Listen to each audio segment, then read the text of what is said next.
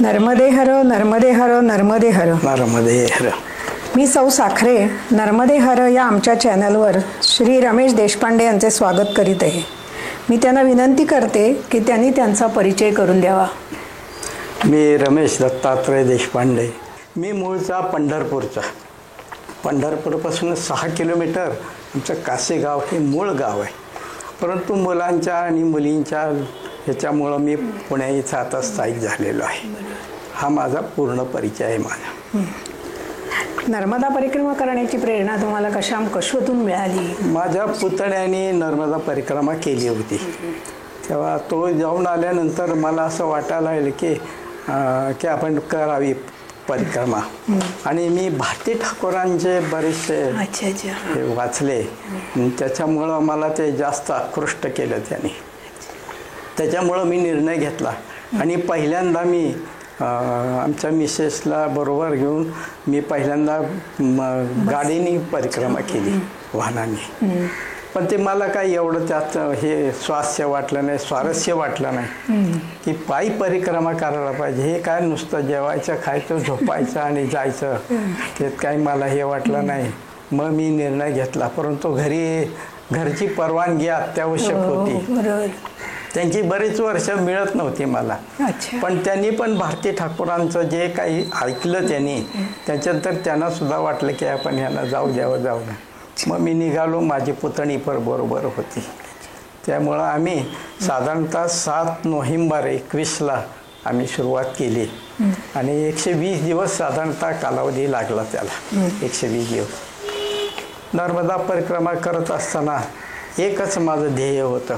मी घरी निघताना स्वामींच्या बरोबर नतमस्तक झालो आणि त्यांना म्हणलं की तुम्हीच माझी परिक्रमा पूर्ण करून आणा.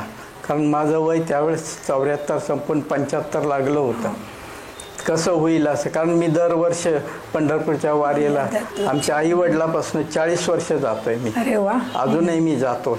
आता यावर्षी पण जाणार आहे. त्याची तयारी चालू आहे आता. तर अशा रीतीने माझे परिक्रमा माझी सुरू झाली ती. पण मग तुम्ही परिक्रमात जाण्यापूर्वी, आता पंढरपूरच्या वारीत कसं करतो आपण, आपल्याबरोबर सामान नसतं, पण नर्मदा परिक्रमेमध्ये सामान असतं. मग ते सामान घेऊन तुम्ही आधी काही प्रॅक्टिस वगैरे केलीत का? थोडीफार केली मी, जास्त अशी नाही. मला सवय होती, कारण मी स्वतः पंढरपूरला ज्यावेळेस आमच्या घरी असताना मी शेती करत होतो.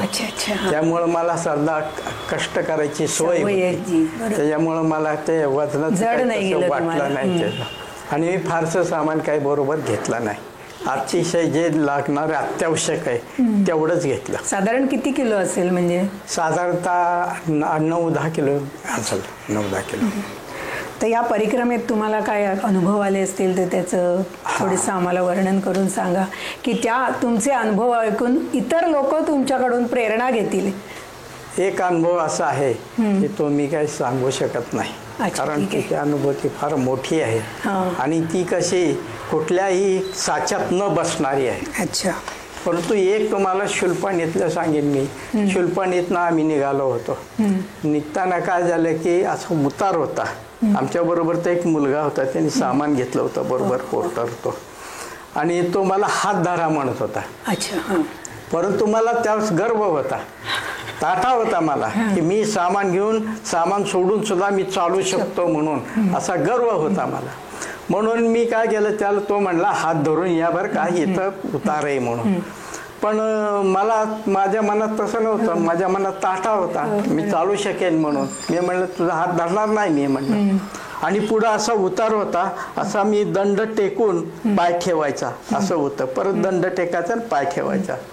पण काय झालं, मी दंड टेकवला, पाय उचलला, त्यावेळेस तो दगड सरकला. दगड सरकल्यावर मी बेफाम पळत सुटलो आणि समोर दरी दिसत होती. मी म्हणलं आता आपण काय जगणार नाही, वाचणार नाही, हे मला अगदी 100% दिसायला लागलं. मी म्हणलं मैया तूच बघ म्हणलं. स्वामीनं म्हणलं की तुमचा आशीर्वाद घेऊन मी आलोय म्हणले.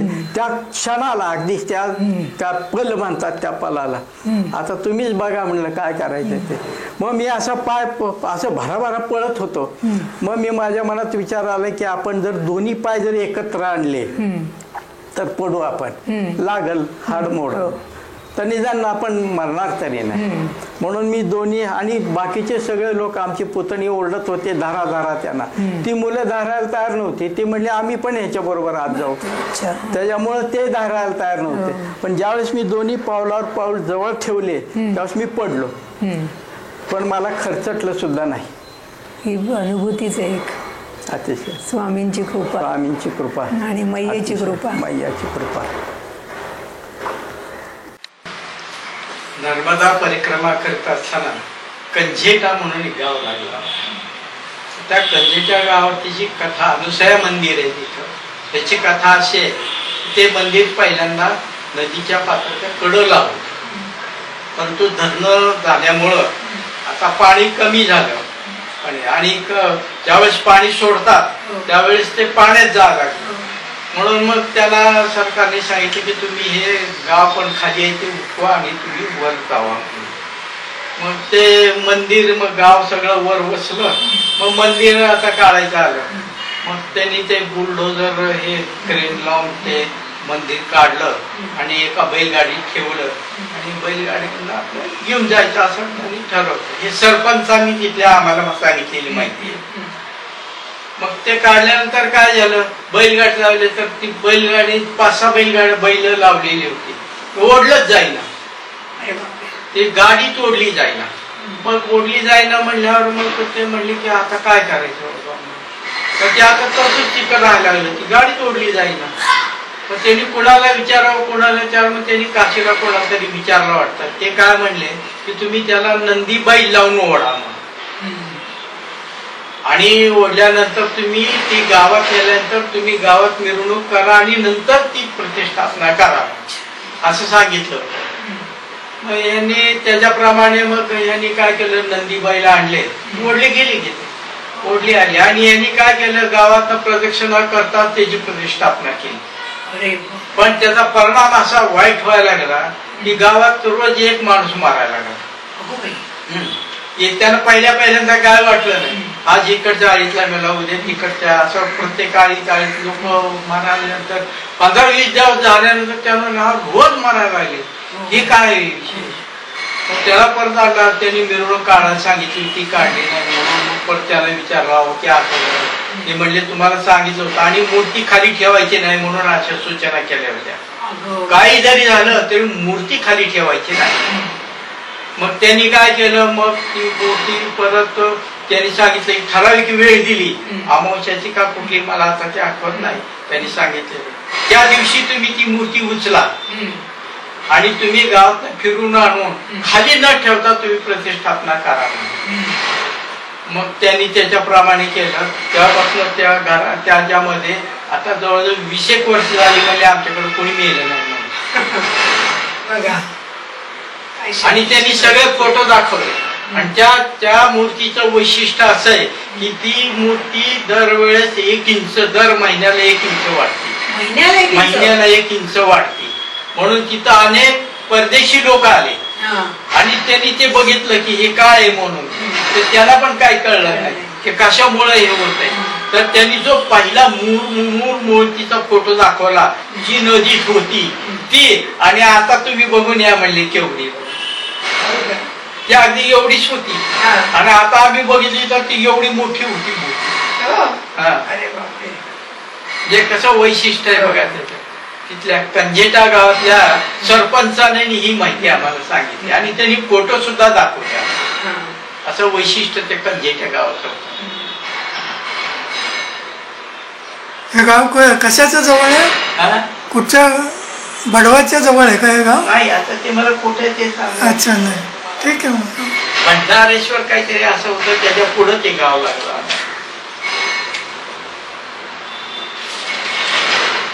किती तारखेला आम्ही गेलो होतो ते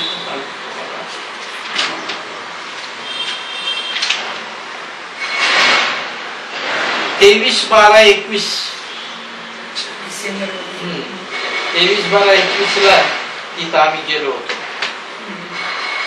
स्वयंभू मूर्ती ती. हो का? अच्छा.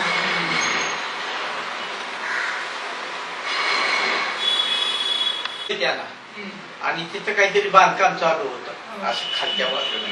तर ते माणूस बांधकाम करणारा ते दगड वगैरे ठेवत होता. महाराज तिथे गेले, पायऱ्या उतरून तिथे गेले आणि तो मग असं गीतानी काहीतरी मोजत होता. गीतानी असं मोजत होता. महाराज आम्ही समोर बघतोय, महाराजांनी असा हात केला, डोळ्याचं बंडल त्याच्या हातात आलं, त्यांनी दिले त्याला. आम्ही बघतोय डोळ्याने. बापरे. महाराज आम्ही बघतोय डोळ्याने सगळेजण. आम्ही घाटावर बसलोय. त्याला सुद्धा रुची सिद्धी प्राप्त झाली. मग काय प्रश्नच नाही.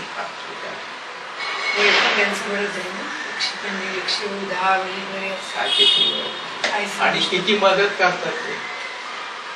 कोट्यवधी रुपये ते देणगे देतात ते. आणि घेते किती? 10 रुपये. तुम्ही किती रुपये दिले तरी 10 रुपये घेणार, जास्त घेणार नाही. पण त्याला लोक इतकी मदत करतात की शेवटी त्याला नको म्हणावं लागतं. इतकी लोक मदत करतात. वृत्ती सिद्धी प्राप्त आहे त्या. असे महात्म्य असतात. त्यांच्या दर्शनासाठी आशीर्वादासाठी नर्मदा परिक्रमा करायची. नर्मदा परिक्रमा एक तप आहे, करायला पाहिजे. त्याचं नशीबच असतं, तिथंच घडते. नाहीतर तुम्ही आणि मूळ म्हणजे सर्वांनी घरातल्या सगळ्यांची परवानगी घेतल्याशिवाय जाऊ नये असं माझं मत आहे. तुम्ही जर घरात तुमच्या मंडळींना नाही विचारलं, मुलांना नाही विचारलं की जाऊ नका, तुम्ही जाऊ नका म्हणले, तुम्ही जर गेला तर तुमची परिक्रमा पूर्ण होत नाही. आमच्या बरोबर आमचे नाटकले एक जण खापर्डे म्हणून ते आमच्या बरोबर आले होते. त्यांचे मंडळी सारखे म्हणाले जाऊ नका, जाऊ नका, जाऊ नका म्हणायचे. शेवटी मग ते शुलपाणीतनं परत आले. शुलपाणी मंदिर जे होतं तिथं परत आले. आणि त्यांचं बीपी इतकं हाय झालं की ते आमच्याकडं बीपीचं मशीन ठेवलं होतं आम्ही. मुद्दाम कोणाला त्रास झाला तर असं, तर ते बीपीचं मशीन बीपी दाखवलं. आम्ही त्याला म्हणलं एक दिवस पूर्ण त्याला झोपवलं, 2 दिवस. आणि मग त्याला म्हणलं तुम्ही बघा तुम्ही काय करायचं. तुम्ही नाही जातो. ते 3ऱ्या दिवशी मग त्यांचं 240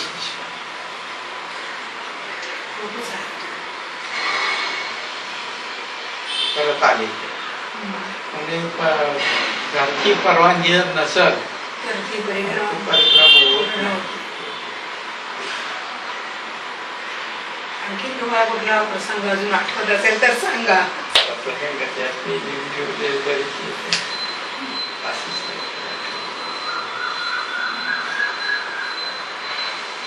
पण एक मात्र लक्षात ठेवायचं, परिक्रमेला जाताना मनात कुठली इच्छा निर्माण करायची नाही. तुम्ही निर्माण केले तुम्हाला ते आलं, चांगले असू द्या वाईट असू द्या. आम्ही या अमरकंटकला निघालो होतो. सगळी झाडी येते, झाडीतनं ते तुमच्या ह्याच्यापाशी दूधधारापाशी उतरते. तिथं आम्ही जंगलात चाललो होतो. माणसाचं मन अतिशय वाईट आहे. काय माहिती का, ज्यावेळी जी गोष्ट मिळणार नाही का नाही त्याची माणूस अपेक्षा करतो. माणसाचं मनच तसं वाईट आहे. म्हणजे मीच त्याला कारणीभूत आहे म्हणा. तर आम्ही जंगलात चाललो होतो. सहज माझ्या मनात प्रश्न आला की आता म्हणलं जेवायची वेळ होत आली. म्हटलं आता हिची कोण देणार आहे आपल्याला. म्हणलं आज बहुतेक उपास घडते असं दिसतंय.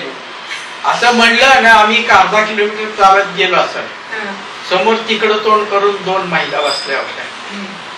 आणि ते म्हणले आव महाराज भोजन प्रसादी केली आणि आम्हाला बाजरीची भाकरी आणि पिठलं दिलं गरम.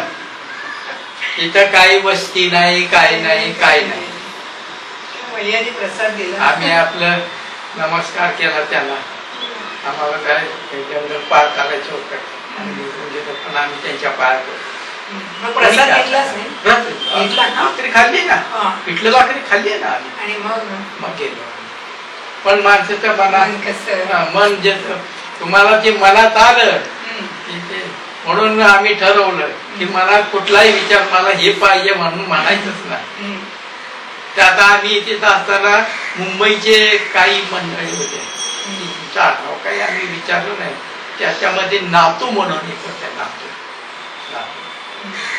तर त्यांनी काय सांगितलं की म्हणले की मला मच्छरदाणीशिवाय झोप येत नाही, मग मी आता जाणार तर मला मच्छरदाणी कोण देणार म्हणले. तर एके ठिकाणी त्याला मच्छरदाणी झोपायची वेळ आली. या मच्छरदाणी पण या मच्छरदाणी. म्हणता बरोबर आहे, काही विचार मनात येत नाही, एका कामा नाही.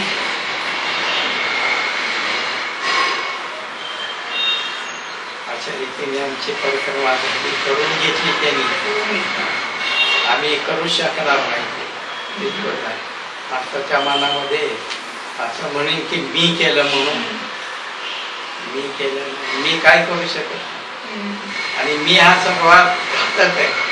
मी माणसाच्या मनामध्ये जर मी पण असेल तर तो बरोबर त्याला लयाला निघतो. आणि ते असं म्हणतात की त्यावेळेस नर्मदा परिक्रमा करताना जे जे कोणी लोक तुमच्या घरामधले गेलेले आहेत ते जर तुमच्या स्वप्नात किंवा असे आले तर त्यांना मुक्ती मिळते. अच्छा, मुक्ती मिळते त्यांना. आणि पुढं देव तुम्ही ज्या वेळेस तट पार करताल, उत्तर तटाला जाताल, त्यावेळेस ते तुम्हाला मदत करतात.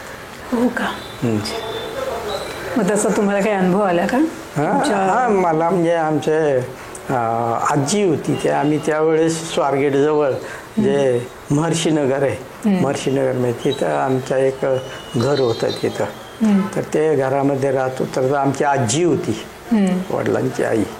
तर आता त्यांना जाऊन बरेच वर्ष झाली, पण त्या स्वप्नात आल्या माझ्या. आणि आमचे एक भाऊ असे दरवाजेपाशी झोपले होते आणि त्या बाहेरनं हाक मारत होत्या. मग मला माहित नाही की कोण बाहेरनं हाक मारताय. मी म्हणलं दार उघडू नको म्हणलं, कोण असलं तर नको उघडू दार म्हणून त्याला. आणि खिडकी होती त्याला लागून, तर त्या खिडकीत नाही आल्या. तर मी त्या खिडकीला असे दोन्ही दरवाजाला हात धरून मी तिथं उभा राहिलो होतो. त्यावेळेस ती आमची आजी आली आणि म्हणली की मी आता मुक्त झाले, आणि म्हणून ती तशीच अशी वर निघून गेली. काय म्हणता? असं स्वप्न तुम्हाला नर्मदा परिक्रमेत पडलं. ते महाराज म्हणले की ते मुक्त झाल्या म्हणले, त्यांना परत जन्म मरण नाही, जन्म मरणाच्या फेऱ्यातून सुटले म्हणले. आमचे वडील पण, आमची आई पण.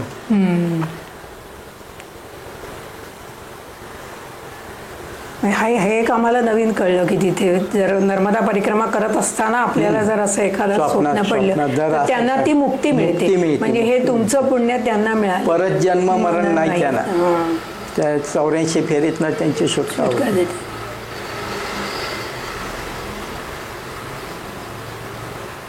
आणखी काही सांगायचं आहे? म्हणजे नवीन लोक जाणार असतील त्यांना आधी चालायची सवय करा किंवा काय असं? नाही, आता कसं आहे माहिती आहे का, माणसाच्या प्रत्येकाच्या वेगवेगळ्या सवयी असतात. आपण एखाद्याला एखादी सूचना केली तर ते त्यांना अवघड वाटू नये. बरोबर. त्याच्यामुळे ज्याला जसं वाटेल तसं त्यांनी करावं, तशी त्याची तिच्या मनात असेल तर ती परिक्रमा पूर्ण करून घेते.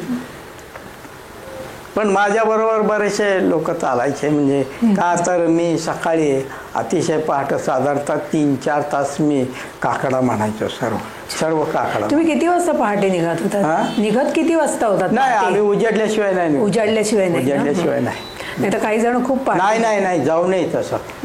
हा, बिलकुल जाऊ नये. कारण काय माहितीये का, आणि नर्मदेच्या कडन तर मुळीच जाऊ नये. रस्ता दिसत नाही, शेतातनं पाऊल वाट आहे, चिखल असतो, पडतंय, विंचूकाटा कळत नाही. त्यामुळं अंधोक ह्याच्यामध्ये अंधारात कधीही परिक्रमेला निघायचं नाही आणि अंधारात चालायचं पण नाही. सकाळी दिसा लागलं तुम्ही निघा, मग तुम्ही दिवसभरात किती चाला तुमच्या परीने. साधारण तुम्ही दिवसभरात किती चालत होतात? कधी 20, कधी 22, कधी 25, कधी 28, जसं कसं आहे गाव जसं असेल त्या आडाख्याने चालत होतं. आम्ही गेल्यानंतर तिथं लोक, आता तिथंही लोक म्हणायचे किती जवळचे म्हणायचे, 8-10 किलोमीटर असायचं, जवळचे म्हणतात ते लोक. असं होत आहे ते. पण आम्ही आमच्यापर्यंत कधी असं झालं नाही की आम्ही बेहिशोबी कुठं थांबलोय, असं नाही झालं. आम्ही ते पुढचं बघून साधारणतः त्याप्रमाणे चालायचो. काही साधू महात्मे असे तुम्हाला भेटले का? काही त्यांनी तुम्हाला उपदेश केला किंवा काय असं? नाही, असं काही कोण भेटले नाही. फक्त जे काही साधू लोक जे होते ते बोलत नसतात, ते अच्छा, बोलत मौनच नाही ते. असतात. हां. आणि अजून एक तुम्हाला एक सांगतो महत्वाचं. आम्ही अमरकंटक सोडल्यानंतर एक आश्रम लागला आम्हाला. तर त्या आश्रमात गेलो म्हणजे आमच्या बरोबर ह्या दीक्षित पण होत्या. हा. त्याच्यानंतर अजून परंडकर म्हणून एक नवरा बायको होते, अच्छा. त्या स्टेट बँकेत मॅनेजर होत्या. ते 2 जण होते. ह्या दीक्षितबाई पण होत्या. आम्ही त्या ते गेल्यानंतर त्यांनी महाराजांनी चहा घेऊन जावा म्हणून सांगितलं. मग आम्ही ते महाराज ते धुनीच्या शेजारी बसले होते. पण त्या महाराजांच्याकडे बघितल्यावर मला जरा त्यांच्या तोंडावर तेज वाटलं. मी म्हणलं ही जरा व्यक्ती जरा वेगळी दिसते. मग माझ्या मनात असंच बाकीचे पाय पडून बसाले. माझ्या मनात असं विचार आला की थोडा पाय बाहेर होता, आपण यांच्या पायावर डोकं ठेवावं म्हणून. काय करतील माझ्या मनात तेवढा विचार आला. शिवले म्हणून मारतील, शिव्या देतील, काय जे असेल ते असेल, काय होईल ते होईल म्हणून महाराज बसले होते. मी गुडघे टेकून त्यांच्या पायावर जसं टोकं ठेवलं तसं ते म्हणले, या पंढरपूरकर. अरे वा. बघा, बाकीचे सगळे चाट पडले. ह्यांना कसं काही माहीत झालं मी पंढरपूरचा आहे ते. या पंढरपूर. आणि मराठीत म्हणले परत. हो. मी म्हणलं महाराज तुम्ही अंतर्यामी आहे, अंतर्यामी आहे म्हणले. त्यांना असा हात जोडला होता, अंतर्यामी आहे म्हणले. तर त्यांनी काय केलं, असा हात वर केला आणि तो हात धुनी होती त्या धुनीत हात घातला आणि मला असं भस्म दिलं आणि एक कवच लेके जावं म्हणले. माझ्या देवघरात ठेवलंय. हो का? हे खूप मोठा प्रसाद मिळाला तुम्हाला.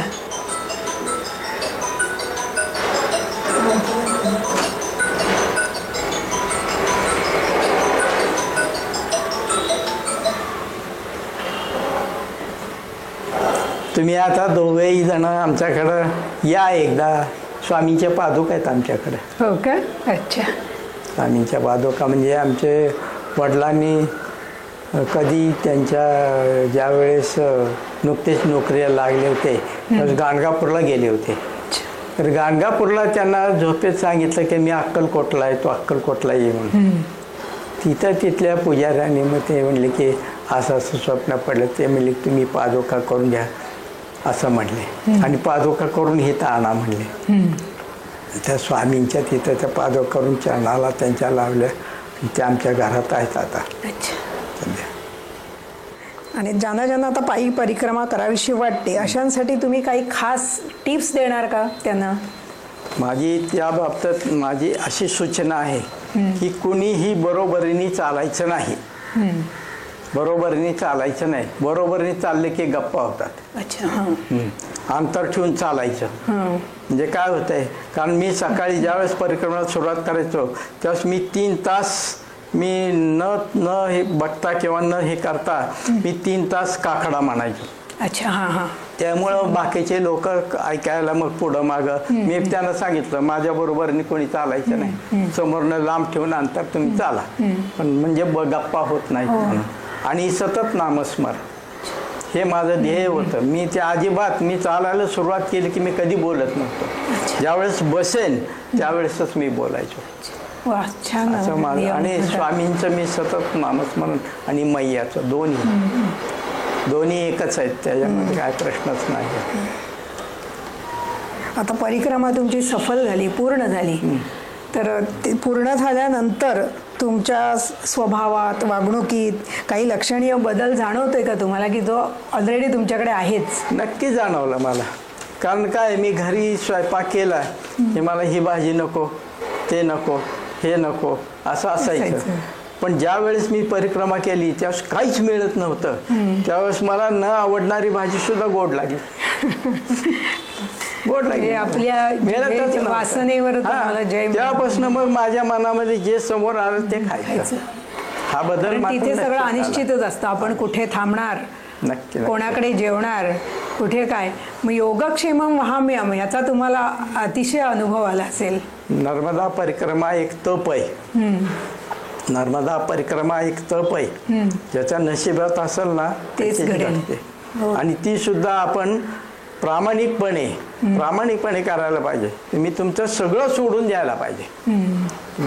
सर्व ताट करून तुम्ही परिक्रमा केली का नाही, तर तुम्हाला परमेश्वर नक्की तुम्हाला काही ना काहीतरी तुम्हाला मदत करतो.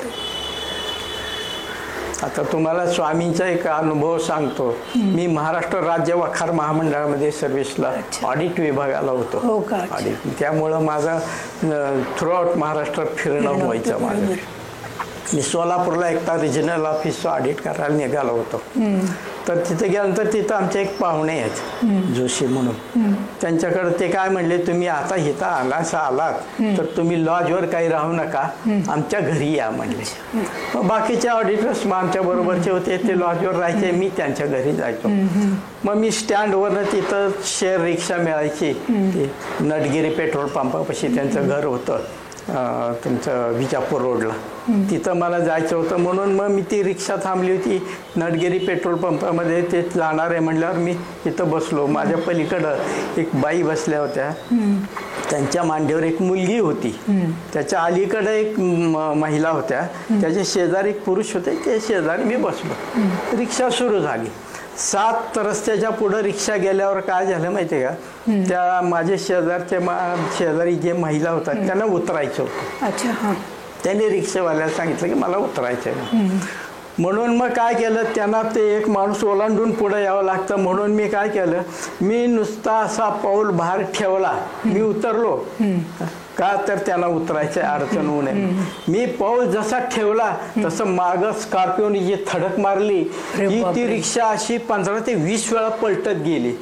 आणि ते मी बघितल्यानंतर मी खालीच बसलो, कारण त्या मुलीचं मुंडकं तुटलेलं होतं. अरे बापरे. आणि आतला एक सुद्धा माणूस शिल्लक राहिला.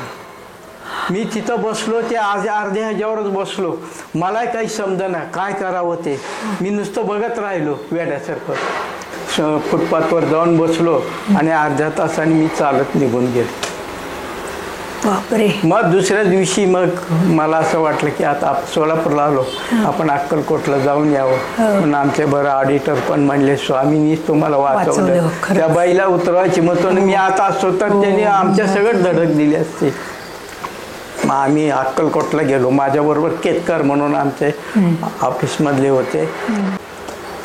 आता तुम्ही कृपावंत, आता तुम्ही कृपावंत, साधू संत जीवल ग, साधू संत जीवल ग, गोमटे ते करा माझे, गोमटे ते करा माझे, गोमटे ते करा माझे, गोमटे ते करा माझे.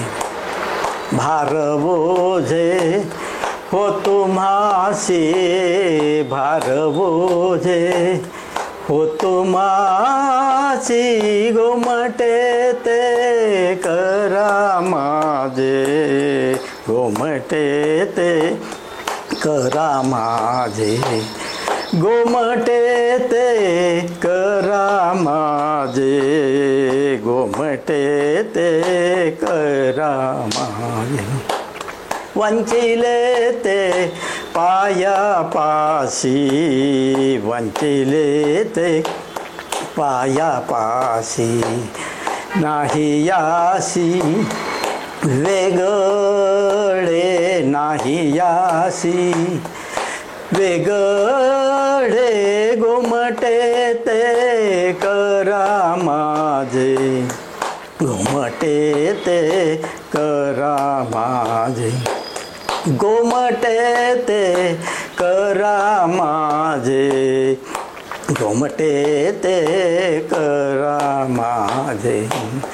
तुका म्हणे सोडिल्या गाठी, धोका म्हणे सोडिल्या गाठी, दिली मिठी पायासी, दिली मिठी पायासी गोमटे ते करा माझे गोमटे ते करा माझे गोमटे ते करा माझे गोमटे ते करा माझे पुंडली गौरदे हर श्री ज्ञानदेव नर्मदे नर्मदे हर नर्मदे नर्मदे हर हर. स्वामी समर्थ महाराज की जय.